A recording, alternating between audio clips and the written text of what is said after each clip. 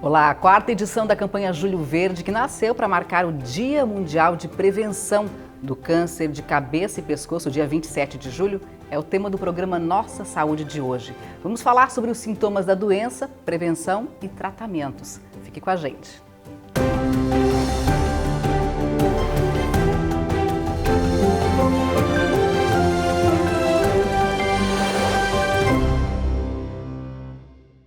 E o nosso entrevistado de hoje é o Dr. Gilberto Vaz Teixeira, oncologista e também cirurgião de cabeça e pescoço. Doutor, muito bem-vindo ao nosso programa.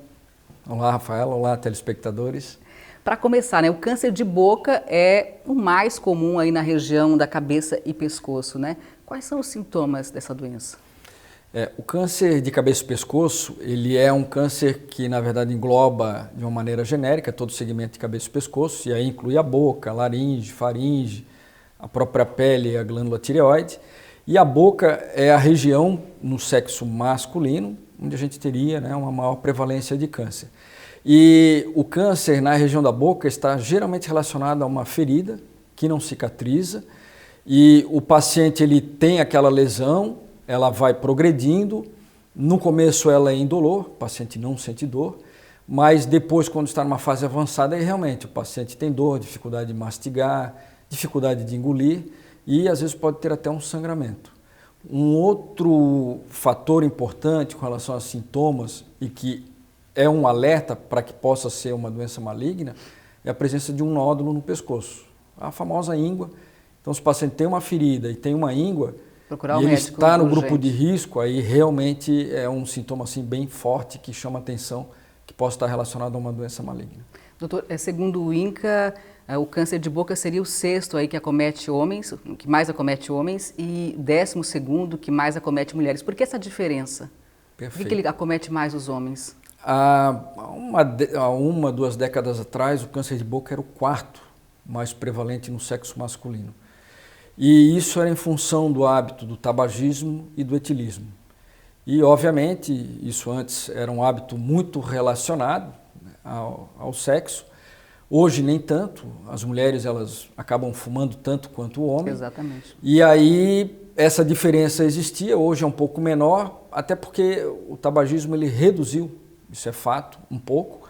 E de quarto passou para sexto lugar no sexo masculino. E no feminino, antes ele nem aparecia, hoje já é o 12º lugar.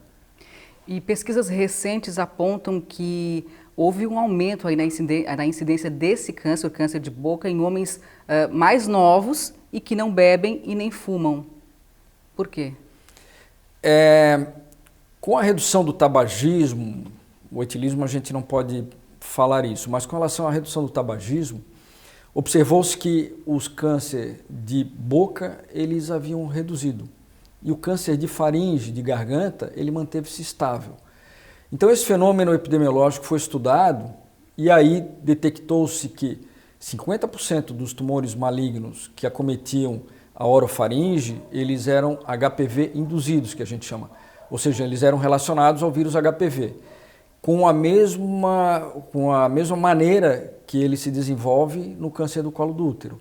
Então, o vírus ele se acessa na região e aí ali ele causa uma infecção crônica e aquilo ali pode gerar uma alteração do DNA das células e o paciente desenvolver um câncer. Então, o perfil desse paciente que tem um câncer HPV induzido, ele acaba sendo um pouco diferente. Serão pacientes mais jovens. Pode ser que eles não tivessem fumado, mas até podem ter fumado, mas geralmente numa carga menor do que o outro perfil, que era o paciente com mais idade, acima de 50 anos, e que havia fumado pelo menos 30 anos. Então, o HPV ele é detectado hoje no câncer da boca em torno de 5% e no câncer da orofaringe em torno de 50%. A laringe em torno de 25% e a região mais alta da faringe, que é a rinofaringe, em 25%. Então, ele não deixa de ser uma doença com uma prevalência considerável. Preocupante. Não deixa de ser até um problema de saúde pública, E ele faz parte também da campanha em que a gente procura focar hábitos saudáveis para que a gente possa prevenir esse tipo de doença. O senhor falou aí dos fatores de risco, como o uso de álcool, o uso do cigarro. Aí, lhe pergunto, que quantidade, digamos, a pessoa que bebe todo dia, o que seria o ideal, o que seria, tipo, estou passando dos limites e isso agora pode gerar um risco? Quando a pessoa não fuma e não bebe, a gente considera que o risco seria 1. Quando a pessoa fuma mais do que 20 cigarros por dia, tá, esse risco, e a pessoa não bebe, esse risco já pula para 4 vezes o da população geral que não fuma e não bebe. Se a pessoa bebe mais do que 3 doses por dia e não fuma, o risco é 3 vezes mais. Agora, se ele fuma mais de 20 cigarros e bebe mais de 3 doses diariamente, potencializa muito. Por incrível que pareça, multiplica 15 vezes Nossa. o risco da população geral. Então, acaba que o perfil do paciente que tem um câncer nessa região, boca, laringe, faringe, ele é o paciente que fumou mais do que 20 cigarros por dia, bebeu mais do que 3 doses por dia. E um outro detalhe importante é que não é porque a pessoa fumou um cigarro ou bebeu uma latinha de cerveja que vai desenvolver um câncer nessa região. Então, ele é tempo dependente e dose dependente. Para que você tenha o desenvolvimento de um câncer nessa região, você pelo menos tem que estar exposto ao fator de agressividade pelo menos durante 20 anos. Então, um dos focos mais importantes da nossa campanha seria com relação à conscientização. Não tem lógica um paciente durante 20 anos estar exposto ao fator de risco, a gente saber que existe um risco para esse tipo de doença e o doente chegar no serviço de atenção primária de saúde com uma doença avançada. Então, esse é um dos grandes focos que a gente procura orientar a população, familiares por aí afora, porque o perfil é um perfil conhecido, os fatores de risco são conhecidos, então vamos atacar logo no começo. Com relação ao câncer de laringe, depois o da boca, ele seria o mais comum? O de laringe no sexo masculino. E tireoide nas mulheres? Tireoide no sexo feminino. Tireoide aqui em Florianópolis, nós temos um levantamento aí de base populacional, ele chegou em 2008 a ser o primeiro e em 2014 ele era o quarto mais frequente no sexo feminino. Então, a gente possui um fenômeno, né, que acaba que as pessoas hoje têm mais acesso ao sistema de saúde, acabam fazendo check-up, diagnóstico precoce, e o ultrassom do pescoço, ele é quase que um check-up rotineiro quando a mulher procura um serviço de atenção para ginecologia, e hoje a gente chama isso de saúde da mulher, né? E aí ela acaba fazendo um ultrassom do pescoço, é detectado um nódulo de tireoide, e aí é desencadeada a investigação e nós temos, por incrível que pareça, um aumento do diagnóstico. A doença em si, ela continua assim com uma sobrevida, um controle extremamente alto. A mortalidade dela não mudou em momento algum nas últimas décadas. É alto? É alto. A chance de cura para um paciente que tem câncer de tireoide é em torno de 97%. Então é alto quando a gente fala em câncer. Tem sintomas aparentes? Os sintomas, antigamente o diagnóstico era feito quando a pessoa tinha um nódulo aparente na região do pescoço. Então nessa região aqui, bem na raiz do pescoço, é onde nós temos a glândula tireoide.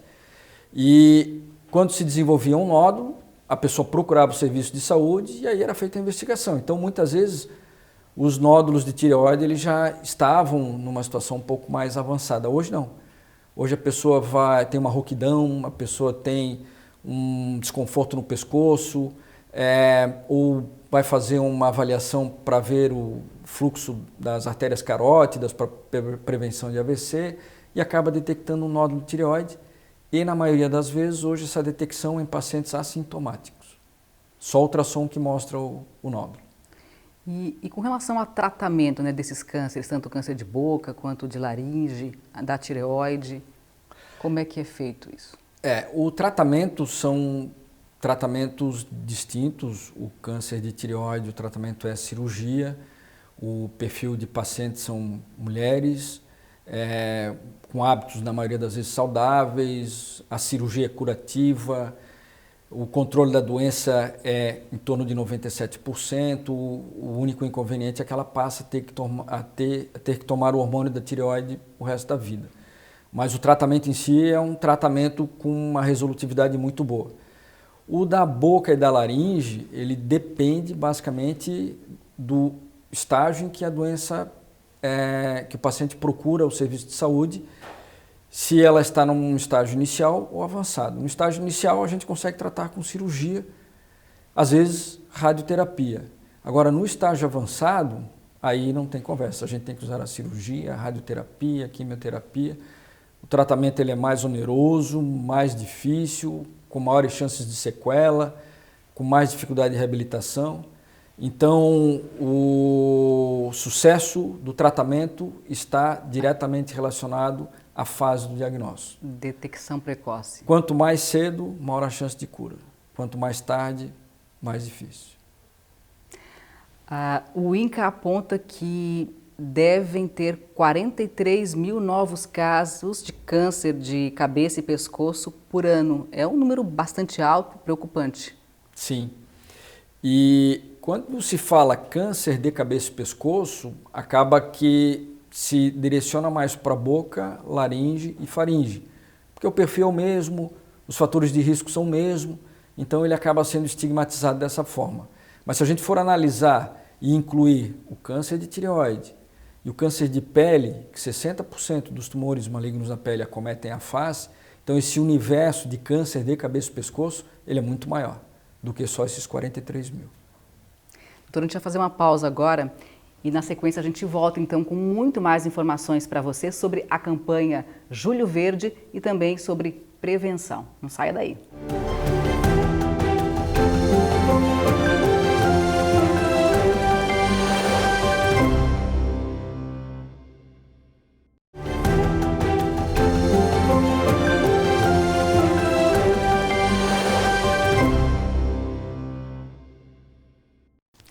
Estamos de volta com Nossa Saúde, que hoje está falando sobre a campanha Julho Verde, sobre prevenção do câncer da cabeça e pescoço, aqui com o doutor Gilberto Vaz Teixeira.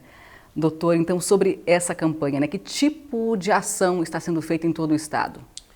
Só resumindo antes, essa campanha é uma campanha internacional, foi criada em 2014 por uma sociedade americana, e foi estabelecido que o dia 27 de julho seria o Dia Mundial de Prevenção do Câncer de Cabeça e Pescoço. E aí, como todo mundo sabe, o calendário hoje ele é colorido, então escolheu-se o mês de julho como sendo um julho verde, que foi a cor estabelecida, para que a gente concentrasse as ações de prevenção em cima desse tipo de doença. Então, durante todo o mês, nós, no CEPOM ou em outras instituições a nível local e no próprio estado de Santa Catarina que trabalham com esse tipo de doença, estão realizando ações em que a gente está focando tanto na prevenção primária quanto na secundária. Ou seja, divulgando na mídia os fatores de risco, o tipo de doença, os sintomas, também fazendo cursos para os profissionais de saúde que atendem na rede pública, para que eles possam detectar precocemente esse tipo de doença e fazer os encaminhamentos pertinentes. E junto disso nós estamos fazendo atendimento à população também. No CEPOM nós estabelecemos um dia, que seria a véspera do dia 27, para que nós fizéssemos atendimento à população, esclarecimento, consulta para triagem de pacientes que estejam no grupo de risco e tenham lesões que possam ser doença. E nos hospitais, na rede pública e privada também nós estamos realizando e coordenando atividades para que nós possamos não só conscientizar a população, mas os profissionais de saúde também. Como eu comentei no começo, existe uma grande dificuldade para que a gente consiga estabelecer o porquê que o paciente com um tumor na boca, que é uma região muito simples e fácil da gente examinar, ele chega no serviço de atenção primária já com uma doença avançada. Então, o profissional de saúde ele tem um papel e um papel importante na detecção precoce e nós estamos também batendo nessa tecla durante esse mês de julho. A informação e a conscientização, na verdade, são as melhores armas para lutar contra qualquer doença. Isso, a chance de cura aumenta bastante, a onerosidade para o próprio serviço público ela é melhor em função de ser mais resolutiva quando a gente detecta numa fase inicial. A nossa repórter, a Michele Todescato, ela preparou uma reportagem então sobre a campanha Julho Verde, conversou com um paciente, o seu Luiz, que teve câncer de laringe. Ele contou também um pouquinho da experiência dele com essa doença e a gente vai ver a reportagem agora. Olha só. Aos 60 anos de idade, o seu Luiz descobriu que tinha câncer de laringe. De lá para cá foram muitas consultas, exames, tratamento com quimioterapia, radioterapia. Já faz 5 anos desde o diagnóstico. Hoje as visitas ao CEPOM, o Centro de Pesquisas Oncológicas em Florianópolis, já são mais espaçadas, mas ainda necessárias. O CEPOM acompanha por 10 anos cada paciente. É mesmo que a gente se levar um tiro, né? A casa cai, né? A gente sente que o mundo desaba, né? Aí a gente sente que tudo, né, nesse mundo passa por momentos também, de momentos bons, momentos ruins, mas o diagnóstico é doído, é uma coisa que ninguém está preparado para esse tipo de diagnóstico. Seu Luiz conta que negligenciou a saúde por muito tempo. Foram cerca de 30 anos fumando 3 carteiras de cigarro por dia. Também estava com sobrepeso. A doença fez abrir os olhos para a importância de uma vida mais saudável. Eu fui fumante e achei que eu nunca pararia de fumar, né? Mas graças a Deus, com auxílio da terapeuta aí, eu consegui, né? Hoje é um novo tipo de vida e tudo, e até na parte financeira, né? Porque 3 carteiras de cigarro, no mínimo R$500 jogado fora por mês. Segundo o Instituto Nacional do Câncer, o Brasil registra 43 mil novos casos de câncer de cabeça e pescoço por ano. A campanha Julho Verde é uma forma de chamar a atenção da população para a prevenção. Aliás, o próprio tema da campanha já é um alerta. O câncer está na cara, mas às vezes você não vê. O CEPOM está vestido de verde em apoio à Sociedade Brasileira de Cirurgia de Cabeça e Pescoço, que realiza durante todo o mês de julho a campanha nacional de prevenção e conscientização sobre este tipo de câncer. O Dr. Diego Alvarez Naranjo destaca os fatores de risco da doença.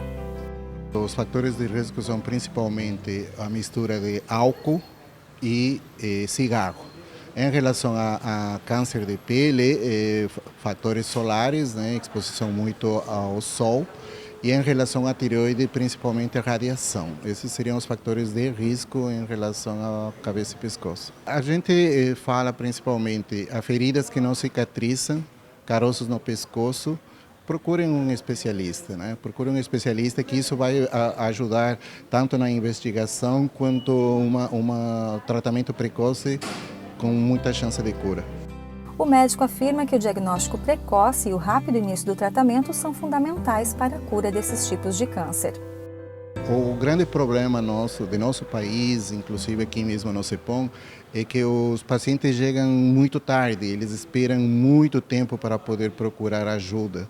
Mas a maior parte de pacientes que chegam em estágios iniciais, eles são bem curáveis mesmo. Agora, o julho ficou pela parte da Sociedade Brasileira de Cirurgia de Cabeça e Pescoço como para prevenção na nossa área, mas não podemos esquecer a parte ginecológica, a parte de mama, urológica, que todo mês tem sempre, às vezes, uma campanha de prevenção. Hoje, mais vale prevenir do que remediar.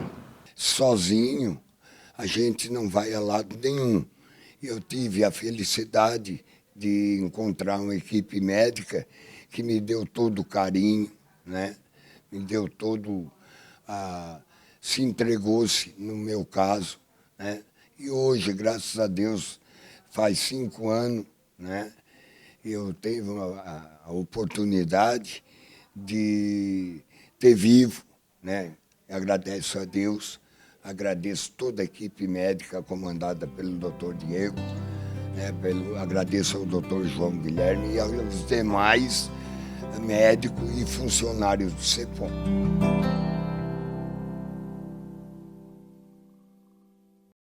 Doutor Gilberto, a gente viu então na reportagem, né, o caso do seu Luiz, que fumou durante 30 anos, estava com sobrepeso e acabou então desenvolvendo um câncer de laringe. Graças a Deus ele hoje está recuperado e também, por sorte, não perdeu a voz. Em que casos que a pessoa perde a voz? O câncer de laringe, ele acomete a região anatômica que é a caixa da voz.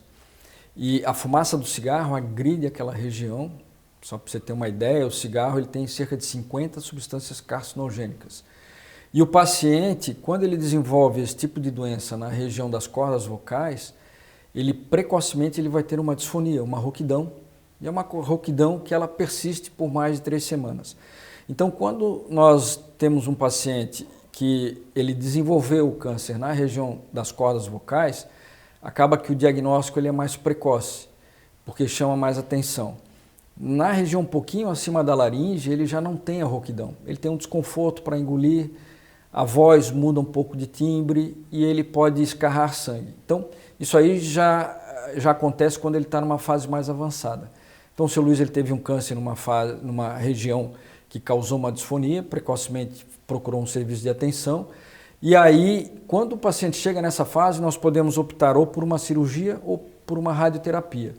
A cirurgia é uma cirurgia mais restrita e a gente consegue manter a caixa da voz e o paciente tem uma fonação muito adequada. E a radioterapia também. Ele queima a lesão, queima o tumor e a gente consegue preservar o órgão. Então, o sucesso do tratamento e a preservação da laringe está diretamente relacionada à fase em que a gente diagnostica a doença. Mais uma vez, e ficou claro também na reportagem, o próprio médico frisou bastante, né, a importância de fazer essa detecção e o tratamento precocemente, porque aumenta a sobrevida, aumenta a chance da pessoa realmente se livrar da doença. Então, cada vez mais as pessoas devem se conscientizar da importância de se perceber, de perceber mudanças no seu corpo, de procurar um médico, né? Tipo, às vezes a gente não dá bola, né? Vai deixando, e quando vê realmente está com uma doença mais grave, quando poderia ter, lá no comecinho, já descoberto e feito o tratamento adequado. Então a campanha também reforça muito isso, né? As pessoas têm que se conscientizar. A campanha é muito interessante porque, por incrível que pareça, o paciente está no grupo de risco e ele sabe que ele está no grupo de risco. E ele tem medo de que aquela ferida ou aquela rouquidão seja um câncer. Aí ele acaba até retardando um pouco a procura por um serviço de atenção de saúde. Mas o familiar que está aqui agora escutando a gente e entende que existe um fator de risco e um perfil do grupo de risco, ele vai poder alertar às vezes o pai, o tio, o irmão com relação aos sintomas da doença e aí ajudar esse paciente a procurar precocemente o serviço de atenção de saúde. A gente viu aí o seu Luiz, ele falou muito também a questão da mudança de hábitos, mudança de vida, né? Que ele tinha sobrepeso, fumava, então a partir da doença ele começou a se cuidar, ou seja, teria que ser o inverso, né? E a questão da prevenção é muito importante, não deixar chegar nesse nível, né? A questão então de uma vida saudável é fundamental. Rafaela, a vida saudável, ela ajuda a prevenir esses tipos de doença que tem um fator de risco bem definido. Então, fugir do fator de risco seria o hábito do etilismo, do tabagismo, exposição solar demasiada, e por aí afora. Agora, o câncer, quando a gente consegue detectar precocemente e tratar, ele ajuda o paciente realmente como um sinal de alerta para que ele mude os seus hábitos de vida. Então, é aquela conversa, a gente fazer do limão uma limonada. Então, ele teve um limão na vida dele, espremeu, e agora aquilo ali ajudou a ele ter uma mudança de hábito mais saudável e com isso a gente consegue reverter outras doenças que poderiam vir se ele persistisse com esse hábito. Mas um outro fato é importante a gente frisar, que esses pacientes que tiveram exposição cronicamente ao cigarro e ao álcool, mesmo depois que ele tenha desenvolvido um câncer e curado, ele tem um risco ainda de 40% desses pacientes desenvolverem um segundo primário. Ou seja, a fumaça do cigarro, ela agride tudo. A ponta da língua, a bochecha, a laringe, pulmão, né? O pulmão, traqueia, esôfago e por aí afora. Então, esse paciente ele é acompanhado, esse risco ele persiste pelo menos 10 anos. Então, todo ano ele tem que fazer um raio-x de tórax, ele tem que periodicamente ir num serviço de atenção à saúde e fazer um exame de boca, laringe, faringe, às vezes endoscopia digestiva e por aí afora. E, doutor, para a gente encerrar a nossa entrevista, eu queria que o senhor, então, deixasse aqui algumas dicas para as pessoas de que forma elas podem se prevenir, né, contra o câncer da cabeça e pescoço. O câncer da cabeça e pescoço, ele possui fatores de riscos bem estabelecidos. Então, o hábito do tabagismo e do etilismo, eles causam esse tipo de doença. Então, o ideal seria realmente evitar. Isso é uma maneira da gente conscientizar a população. O tabagismo, ele interfere não só no desenvolvimento de câncer, mas também em inúmeras outras doenças do trato respiratório, câncer de mama e por aí afora. Então, a prevenção primária, ela foca nisso, no fator de risco. E a prevenção secundária, que é um outro recado muito importante da campanha, é que a gente consiga, dentro desse grupo de risco, detectar precocemente a doença. E aí é onde os sinais e sintomas de alerta são importantes, a presença de uma ferida que não cicatriza, a presença de uma rouquidão que não melhora, a presença de um nódulo no pescoço, de uma ferida na pele, um nódulo na região da raiz do pescoço seria da glândula tireoide. Então, quando nós observarmos esse tipo de lesão ou de alteração, e principalmente aquelas no paciente de risco, é importante que a família, as pessoas que estão em volta se conscientizem também, não só o paciente, para que esse paciente ele seja levado ao serviço de atenção de saúde e a gente possa fazer o diagnóstico precoce da doença. Então, talvez um dos focos mais importantes seja esse, o diagnóstico precoce, tá? E o alerta com relação aos sinais e sintomas. A partir do momento que a população ela está ciente desse tipo de problema, a gente com certeza vai conseguir reduzir aquelas estatísticas que nós temos hoje. Com relação à laringe, nós ainda conseguimos ter um pouco de detecção precoce. Agora, com relação ao câncer de boca, que é algo que nos assusta muito, os pacientes estão vindo em torno de quase 60% com doença avançada. Daí fica tudo mais difícil, né? Numa região que é muito fácil, é só abrir a boca e perceber que está olhar no espelho ou alguém perceber e se alertar e encaminhar o paciente o quanto antes. Fica aí então o alerta do Dr. Gilberto, né? A campanha é para o mês de julho, mas que a conscientização seja diária, né, doutor? Muito obrigada pela sua participação aqui no programa. Muito obrigado a todos. E o programa Nossa Saúde, que falou então da campanha Julho Verde sobre a prevenção do câncer de cabeça e pescoço, vai terminando por aqui. A você, muito obrigada pela participação. Lembrando, né, que se você tiver qualquer sugestão de tema para ser tratado aqui no programa, basta mandar um e-mail para a gente no endereço que aparece aí na sua tela. Até a próxima!